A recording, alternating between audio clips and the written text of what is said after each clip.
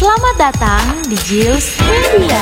Hai guys, kali ini Jills Media akan mempersembahkan video pembahasan praktis materi kamu di sekolah. Jangan lupa foto semuanya supaya kamu bisa menyelesaikan soal-soal materi kamu di sekolah. Oke, kali ini kita akan membahas soal geografi. Tepatnya kita akan membahas soal tryout 1 UTBK PKK Geografi Sosnom. Di mana nomor satu ini kita disajikan soal tentang geologi, pembentukan bumi, dan juga lebih tepatnya pada kajian geosfer namanya litosfer atau batuan. Langsung saja kita akan bahas soal nomor 1. Sebelumnya saya akan bacakan dulu soalnya. Di wilayah Indonesia dengan aktivitas pergerakan lempeng besar berdampak pada pembentukan patahan dan juga lipatan. Patahan terbentuk akibat dari, kok patahan bisa terbentuk? Itu yang menjadi pertanyaan pada soal nomor 1.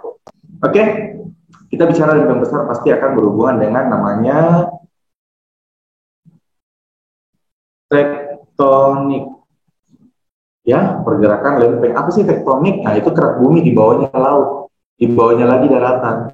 Nah, kerak bumi ini akan selalu bergerak karena ada arus konveksi. Arus konveksi ini seolah-olah kita berada di atas perahu. Jadi arus konveksi magma itu bergerak terus karena berbentuk cairan. Lempeng atau kerak bumi juga ikut bergerak, bisa bertemu, bisa memisah, bisa transform. Nah, seperti itu ya. Jadi tektonik ini akan selalu bergerak. Ini kalau pergerakan tektonik itu bisa memicu beberapa bentukan yang ada di permukaan bumi seperti terbentuknya gunung, bahkan bisa menenggelamkan pulau. Oke, nah ada 2 gerakan tektonik yang harus kita tahu. Yang pertama itu adalah ada namanya gerakan orogenetik.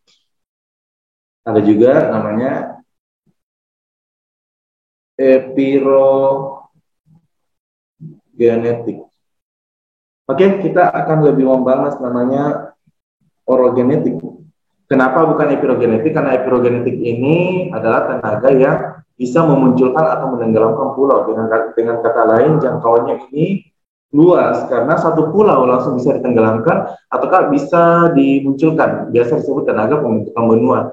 Sedangkan orogenetik ini penyebab terbentukannya bukit, pegunungan, dan sebagainya. Biasa disebut sebagai tenaga pembentukan gunung atau pegunungan. Nah, patahan itu ada di daratan, berarti jangkauannya sempit. Bukan satu daratan, tapi patahan ini adalah relief yang ada di daratan. Berarti kita bahas tentang tenaga orogenetik.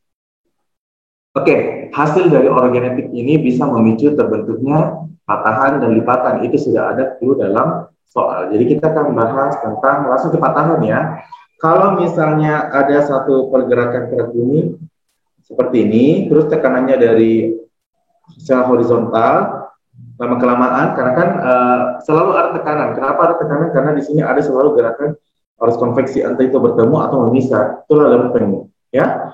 Nah, nanti lama-kelamaan daerah ini akan membentuk cekungan karena dia akan lambat laut terbentuk namanya cekungan seperti ini. Akhirnya terlipat, paham? Jadi dia selalu ada tekanan dari kiri dan kanan, kemudian lama-kelamaan akan terlipat. Nah, inilah disebut lipatan. Oke, ini gerakannya agak lambat, makanya terlipat seperti ini.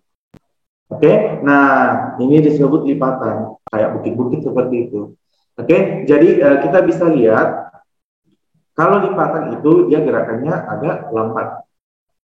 Oke, biasanya gerakannya hanya horizontal. Berarti kita lihat opsi A, tekanan yang bersifat horizontal saja, tidak. Tekanan yang bersifat vertikal saja, kita biarkan dulu. Tekanan cepat, vertikal dan horizontal, nah justru ini lambat tadi ya. Oke, karena yang ditanyakan adalah patahan. Oke, dampak dari gerakan epirogenesa, tekanan lambat, vertikal dan horizontal ini juga salah ya. Seperti saya bilang tadi, itu terbentuk, kalau misalnya gerakannya lambat, terbentuk yang namanya lipatan. Oke, tapi yang ditanyakan adalah patahan. Nah, selain lipatan, ada juga terbentuk namanya patahan. Saya kasih satu contoh patahan saja ya.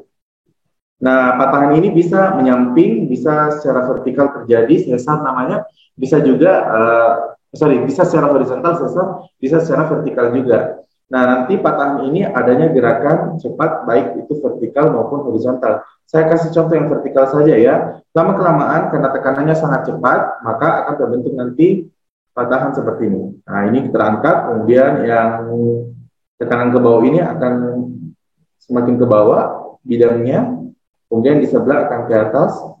Nah, ini disebut patahan. Ini patah kan bukan terlipat. Nah, ini karena adanya gerakan cepat. Jadi kita cari yang gerakan cepat, ya. Otomatis jawabannya di sini adalah C. Oke? Kenapa? Karena patahan itu terbentuk karena gerakan cepat, baik itu vertikal maupun horizontal. Ada juga gerakan yang bisa terjadi karena horizontal, itu namanya flexel. Patah karena gerakannya cepat. Ini kalau misalnya kita perhatikan lipatan, kalau misalnya tekanannya lambat, dia akan terbentuk namanya lipatan ya. Tapi kalau misalnya tekanannya cepat, itu juga akan terbentuk namanya patahan. Itu secara horizontal. Tapi yang saya kasih contoh di sini secara vertikal. Jadi patahan ini bisa terjadi karena tekanannya cepat, baik itu vertikal maupun horizontal. Berarti jawabannya adalah C. D itu sudah salah ya, karena saya sudah bilang tadi pembentukan patahan dan lipatan itu terjadi di daratan. Di dalam daratan, jangkauannya sempit, disebut tenaga pembentukan gunung, berarti lebih kayak organik. Salah ya. Kemudian tekanan yang bersifat vertikal saja, tidak. Patahan ini juga bisa terjadi secara horizontal. Oke, soal nomor 1 terjawab dengan baik. Semoga bisa dipahami ya untuk seluruh siswa JS. Kita lanjut ke soal berikutnya. Oke, soal selanjutnya yaitu adalah soal tentang data yang dibutuhkan. Ini lebih ke materi sistem informasi geografi. Karena dalam sistem informasi geografi itu dibutuhkan namanya data. Ada beberapa jenis data yang digunakan, salah satunya data yang dibahas pada soal. Mari kita baca soal nomor 2. Data spasial yang dibutuhkan untuk menganalisa tingkat kemacetan lalu lintas di perkotaan seperti Makassar dan kota-kota lainnya adalah apa yang masuk data spasial di situ. Pada dasarnya, data yang dibutuhkan dalam sistem informasi geografi, data yang dibutuhkan dalam sistem informasi geografi, kita singkat SIG, itu ada 2 data ya. Ini ada data yang pada soal disebut data spasial. Ada juga data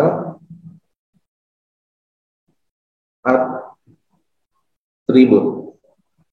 Nah, yang mana sih data spasial, yang mana data atribut? Lebih singkatnya saya sampaikan, ini dari kata space. Ini data spasial itu data keruangan ya, ruang atau berhubungan dengan bentuk atau berhubungan dengan lokasi. Oke, sedangkan data atribut itu adalah penjelasannya.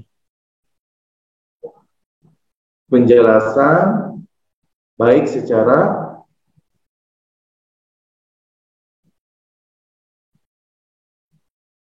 abjad maupun numerik. Ibaratnya seperti ini.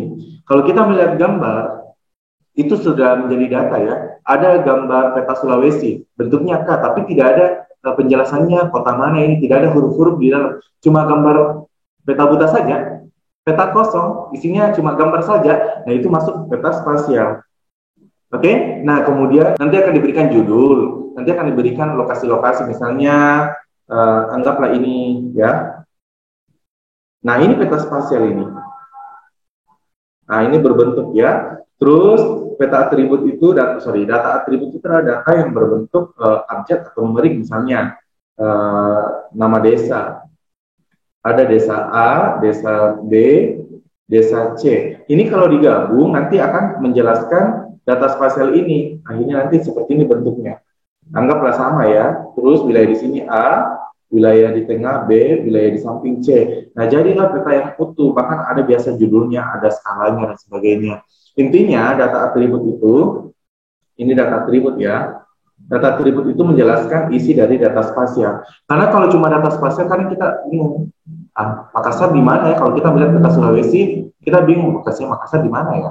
Nah, seperti itu ya. Makanya ada data atribut. Sama halnya kalau seperti kalian ke sekolah pakai baju warna putih. Nah, itu kan baju dasar ya, itu spasial bentuknya.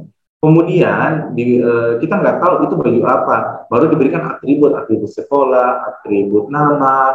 Nah, kalau dikasih atribut berarti baju itu menjelaskan bahwa itu adalah baju seragam sekolah, karena sudah ada lambang OSIS dan sebagainya. Nah, seperti namanya data atribut, bukan berbentuk gambar ya, tapi biasanya berbentuk huruf atau objek yang menjelaskan. Nah, yang ditanyakan di soal itu adalah data spasial.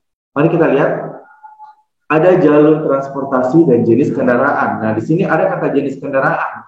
Berarti jenis kendaraannya seperti apa? Itu biasanya dinyatakan bukan dalam bentuk, tapi dalam bentuk kata-kata ya, atribut. Jenis kendaraannya apa? Nah, ini salah.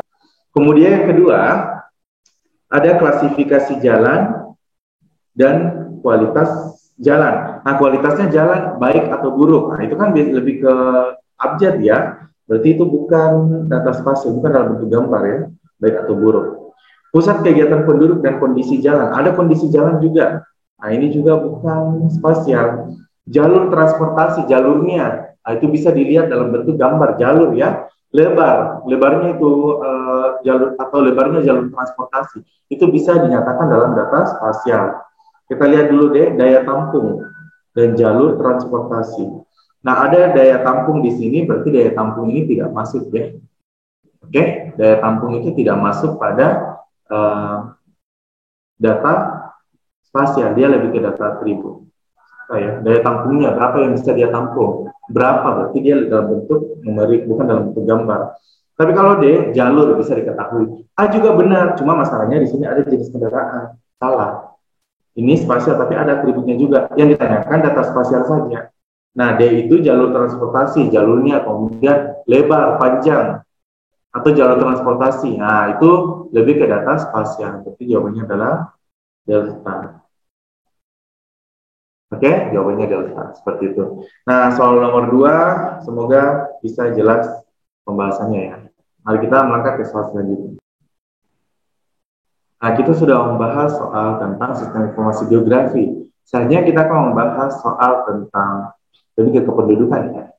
Nah, ini soal sebab akibat. Jadi, semoga adik-adik tahu cara menjawab soal sebab akibat. Ya, ini hampir sama pilihan ganda tapi punya aturan tersendiri, tergantung dari instruksinya nanti pada saat ujian ya. Soal itu bisa jawabannya A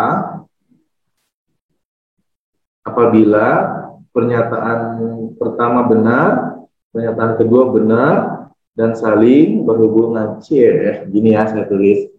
Jawabannya B apabila pernyataan pertama benar, pernyataan kedua benar, namun tidak berhubungan sama sekali. Oke, jawabannya C apabila pernyataan pertama masih benar, pernyataan kedua salah. Kita anggap nanti salah. Kalau misalnya jawabannya C ya. D, pernyataan pertama salah, pernyataan kedua benar. Oke. Kemudian selanjutnya ada E, itu error ya. Artinya salah semua. Oke, nah mari kita bahas satu persatu. Yang memisahkan antara dua pernyataan ini adalah ada kata sebab. Oke, mari kita baca. Urbanisasi terjadi karena kekuatan faktor penarik dari pedesaan dan pendorong di perkotaan. Apakah itu benar atau salah? Baik, urbanisasi itu perpindahan penduduk dari mana? Perpindahan penduduk dari desa ke kota. Jadi tujuannya adalah kota. Lawan katanya adalah ruralisasi. Nah, ini perpindahan penduduk dari kota ke desa. Jadi tujuannya adalah desa. Yang kita bahas di sini adalah di soal. Mari kita baca dulu soalnya ya. Pernyataan pertama, urbanisasi terjadi karena kekuatan faktor penarik di pedesaan dan faktor pendorong di perkotaan. Nah, ada yang menarik di desa sehingga kita menuju ke desa. Itu katanya urbanisasi. Sedangkan urbanisasi artinya adalah perpindahan penduduk dari desa ke kota. Berarti yang menarik itu adalah bukan desa tapi kota. Ada sesuatu yang menarik ke kota sehingga orang pindah ke kota. Faktor pendorong itu dari desa, ada sesuatu yang mendorong orang dari desa sehingga ingin pindah ke kota. Terdoronglah mereka pindah ke kota. Berarti pernyataan pertama itu salah ya. Ini kebalik, faktor penarik di pedesaan dan pendorong di perkotaan. Harusnya faktor pendorong dari pedesaan sehingga mereka menuju ke kota. Dan faktor penarik di perkotaan, ada sesuatu yang menarik di kota. Mungkin lapangan kerjanya lebih banyak dan sebagainya. Fasilitas lebih memadai. Oke, berarti salah ya. Nah, pernyataan pertama sudah salah. Kalau pernyataan pertama sudah salah, berarti tidak mungkin jawabannya A, B, atau C. Ini antara dia atau E. Enak ya dieliminasi jawaban seperti ini. Lanjut, keterbatasan lapangan pekerjaan di pedesaan menjadi faktor pendorong utama penduduk pergi ke kota. Katanya keterbatasan lapangan pekerjaan di desa menjadi faktor pendorong utama penduduk pergi ke kota. Jadi ada faktor pendorong di desa sehingga orang menuju ke kota, yaitu adalah keterbatasan lapangan pekerjaan. Benar. Nah, jawabannya adalah otomatis delta. Oke, soal nomor 3 sudah selesai dibahas, semoga bisa dipahami. Jangan lupa subscribe, like, komen, dan share. Serta bunyikan lonceng notifikasinya. Biar tidak ketinggalan video baru dari Jills Media. Terima